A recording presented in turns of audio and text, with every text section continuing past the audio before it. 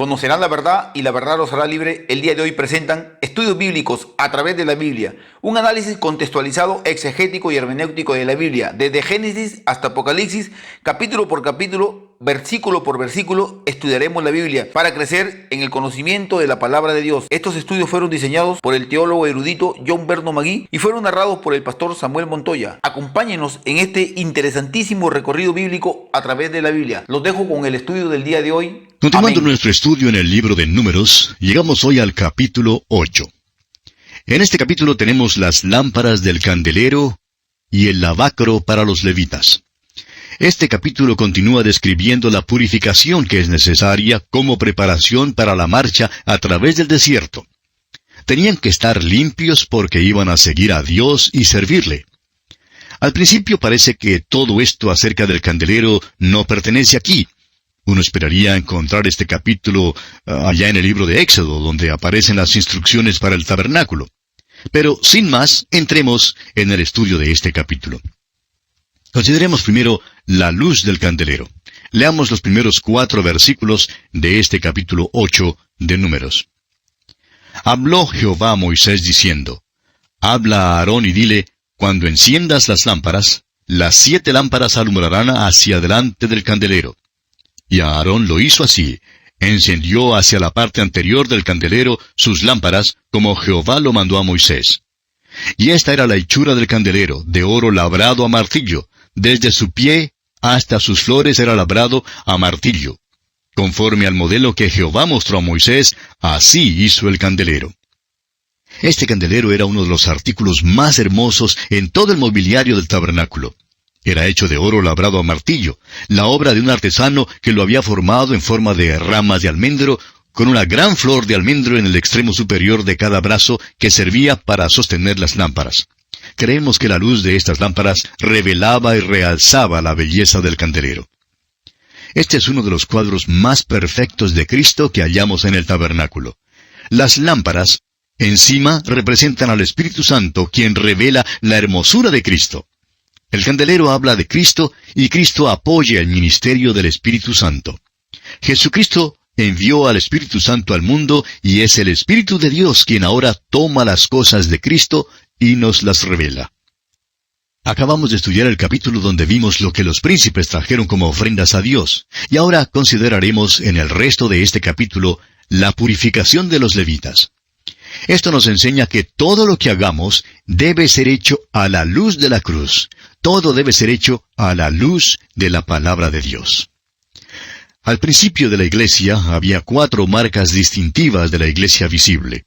Las hemos llamado las impresiones digitales espirituales de la iglesia visible. Y aquí están. En Hechos capítulo 2, versículo 42 leemos, y perseveraban en la doctrina de los apóstoles, en la comunión unos con otros, en el partimiento del pan y en las oraciones. La iglesia tiene que caminar a la luz de esto, amigo oyente. La iglesia tiene que recibir sus instrucciones de la palabra de Dios y no de algún libro de conducta eclesiástica o algo por el estilo. Ahora notemos esto. El candelero era fuente de luz. Y el Señor Jesucristo es la luz del mundo. Él se revela así en la palabra de Dios. Todo debe ser hecho a la luz de su presencia. Y amigo oyente, usted no le encontrará revelado en ningún otro lugar, sino solo en la palabra de Dios. Aquí es donde se puede aprender de Él. Comenzando ahora con el versículo 5 y extendiéndonos al fin del capítulo, tenemos esta sección que trata de la purificación de los levitas. La luz del candelero y el lavacro eran para el beneficio de los levitas. Los levitas tenían que venir al lavacro para su purificación. Ya habían venido al altar de bronce, el cual habla de la cruz de Cristo. Y esto nos habla de cómo Dios mantiene limpio a sus siervos. Los versículos 5 a 6 de este capítulo 8 de Números dicen, también Jehová habló a Moisés diciendo, toma a los levitas de entre los hijos de Israel y haz expiación por ellos. Amigo oyente, si Dios le va a usar, tendrá que limpiarle primero. Él tiene su propio método de limpiarle. Veamos ahora cómo Dios limpió a los levitas. Veamos los versículos 7 y 8 de este capítulo 8 de Números. Así harás para expiación por ellos. rocía sobre ellos el agua de la expiación, y haz pasar la navaja sobre todo su cuerpo, y lavarán sus vestidos, y serán purificados.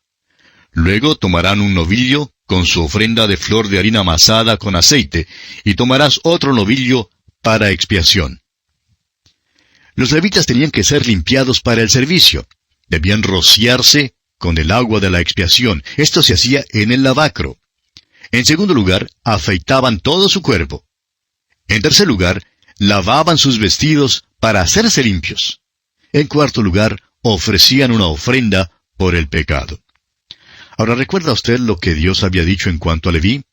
Leví era hijo de Jacob, y cuando Jacob le bendijo, le dijo, como lo leemos allá en Génesis capítulo 49, versículos 5 al 7, le dijo Jacob, Simeón y Leví son hermanos.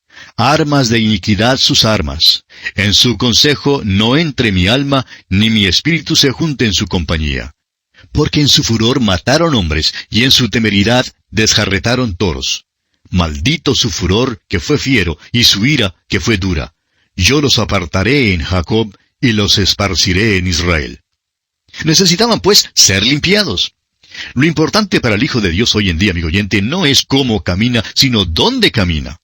El apóstol Juan en su primera carta, capítulo 1, versículo 7, dice, Pero si andamos en luz, como Él está en luz, tenemos comunión unos con otros, y la sangre de Jesucristo, su Hijo, nos limpia de todo pecado. Es que la luz y el lavacro van juntos aquí. Cuando usted camina en la luz, ve que hay imperfecciones en su vida. Entonces, va usted al lavacro para lavarse y quitar esas imperfecciones. Eso es lo que ocurre cuando confesamos nuestros pecados. Ahora, fíjese usted que hay 4 pasos que se dan aquí para la purificación. Primero, rocía sobre ellos el agua de la expiación. Usted recordará que cuando Cristo lavó los pies de los discípulos, Simón Pedro no quería aceptarlo. El Señor Jesús le dijo entonces, según lo leemos allá en Juan 13:8, Si no te lavare, no tendrás parte conmigo. Eso significa que no tendría comunión con Él, que no tendría parte con Él. Juan lo explica en su epístola diciendo, Pero si andamos en luz, como Él está en luz, tenemos comunión unos con otros. Sí, pero cuando yo ando en la luz, veo manchas, veo las cosas que son malas en mi vida. ¿Qué debemos hacer entonces? Y la sangre de Jesucristo, su Hijo, nos limpia de todo pecado. Sigue limpiándonos de pecado, eso es, cuando confesamos nuestros pecados. El apóstol Juan, en su primera carta, capítulo 1, versículos 7 y 9, dice, Si confesamos nuestros pecados, Él es fiel y justo para perdonar nuestros pecados y limpiarnos de toda maldad. Esto es algo muy importante, amigo oyente. Esto es para los creyentes. Si usted quiere servir a Dios, tiene que confesar sus pecados. El lavacro es el lugar para el creyente, para el santo de Dios. El altar de bronce representa la cruz, el lugar donde llega el pecador a Dios. Bueno, el segundo paso que se da aquí para la purificación es, haz pasar la navaja sobre todo su cuerpo. Y el escritor a los Hebreos, en el capítulo 4 de su carta, versículo 12, dice, Porque la palabra de Dios es viva y eficaz y más cortante que toda espada de 2 filos, y penetra hasta partir el alma y el espíritu, las coyunturas y los tuétanos, y discierne los pensamientos y las intenciones del corazón. La palabra de Dios, amigo oyente, puede penetrar hasta lo más íntimo de su vida y encontrar allí las cosas malas que usted ni aún sabía que existían o que eran malas. Esta es la razón por la cual Juan dice en su primera carta, capítulo 1, versículo 7, Mas si andamos en luz, como Él está en luz, tenemos comunión unos con otros, y la sangre de Jesucristo, su Hijo, nos limpia de todo pecado. Necesitamos pasar aquella navaja afilada sobre nosotros. ¿O es que usted cree que no hay una mancha en usted? Pues entonces, amigo oyente, saque la navaja y comience a usar la palabra de Dios. La Biblia es una luz, pero también es una navaja cortante. Ahora, el tercer paso que se da aquí para la purificación dice, y lavarán sus vestidos. Un vestido habla de los hábitos de la vida. Debemos lavar nuestros vestidos. Tenemos ciertos hábitos que debemos quitarnos de encima. Y en realidad, muchos de nuestros hábitos pueden arruinar nuestro testimonio para el Señor. Es pues necesario lavarlos. Finalmente, el cuarto paso es, tomarás otro novillo para expiación. Se necesitaba un becerro para el holocausto y para la ofrenda de alimento, y otro novillo para la ofrenda por el pecado. Estas ofrendas, como ya lo hemos visto, nos hablan de Cristo. El holocausto nos habla de quién es, y la ofrenda de alimento nos habla de su perfección impecable.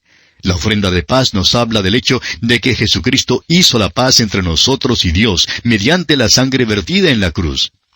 La ofrenda por el pecado nos habla de lo que Él ya ha hecho por nosotros.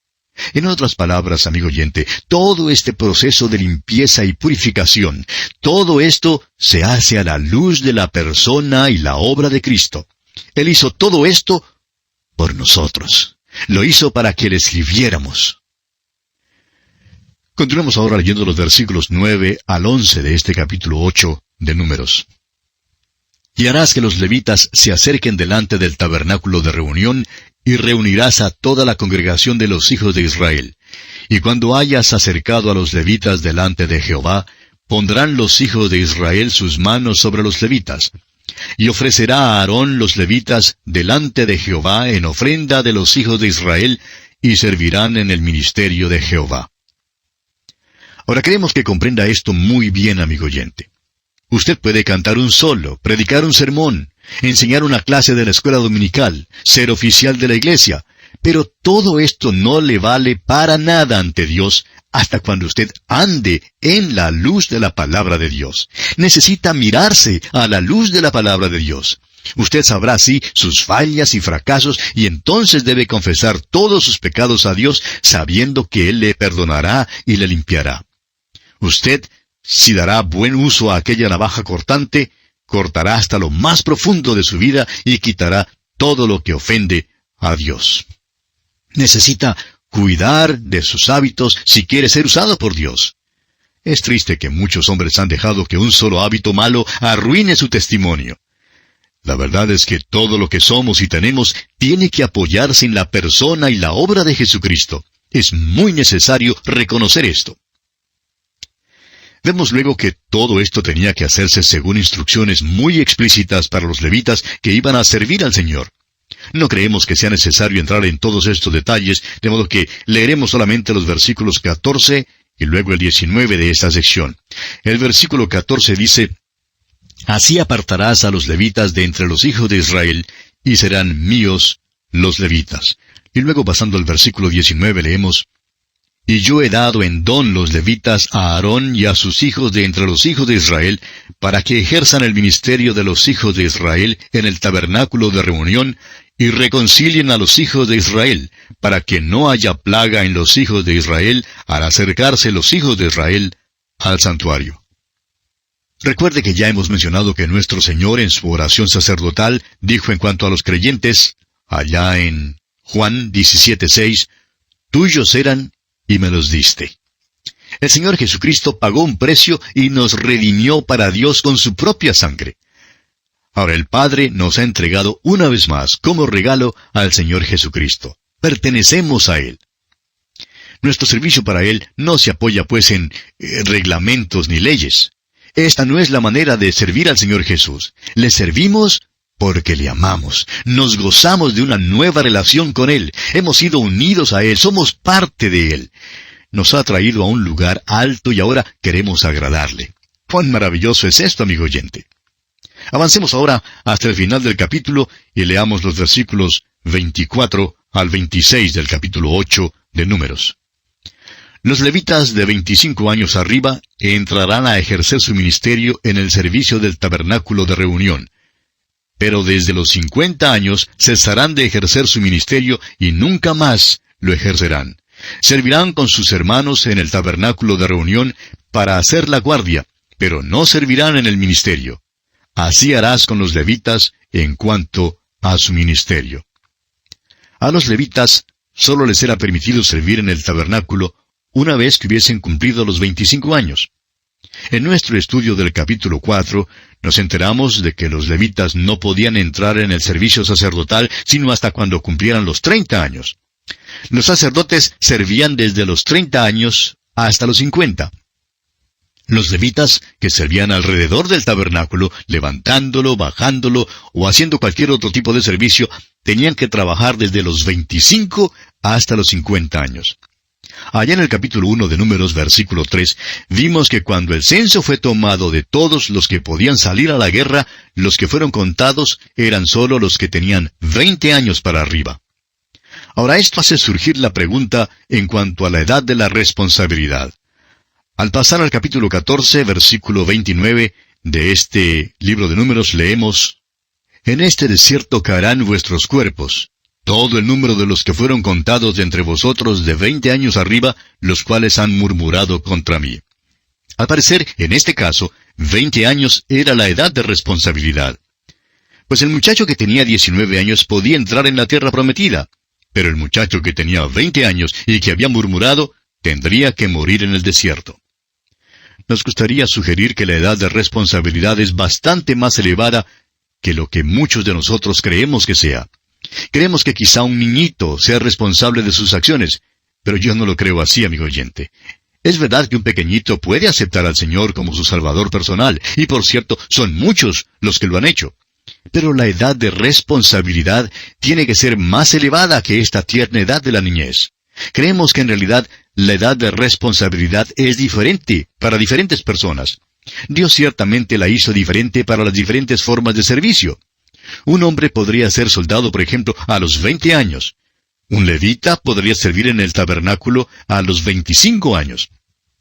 Un sacerdote, por su parte, comenzaba su servicio sacerdotal a los 30 años. Lo importante, amigo oyente, es que debemos instruir a los niños y niñas y animarlos a aceptar al Señor como su Salvador personal a una edad temprana. Lo importante es que nuestros hijos, nuestros niños, confíen en Jesucristo como su Salvador personal. Y así, amigo oyente, concluimos nuestro estudio de este capítulo 8 de Números. Y aquí tendremos que detenernos por esta ocasión porque nuestro tiempo ya se ha agotado. En nuestro próximo programa, Dios mediante, entraremos en nuestro estudio del capítulo 9, y en este capítulo consideraremos la celebración de la Pascua y la nube que cubría el tabernáculo. Es la segunda división mayor de este libro de Números que hemos intitulado En Marcha Adelante. Y veremos que la Pascua es celebrada por todo el pueblo de Israel en la marcha a través del desierto, pero que surgió un problema. Le invitamos, pues, a acompañarnos durante nuestro recorrido por el capítulo 9 de Números en nuestro próximo programa. Será, pues, hasta entonces, quiera el Señor bendecirle ricamente.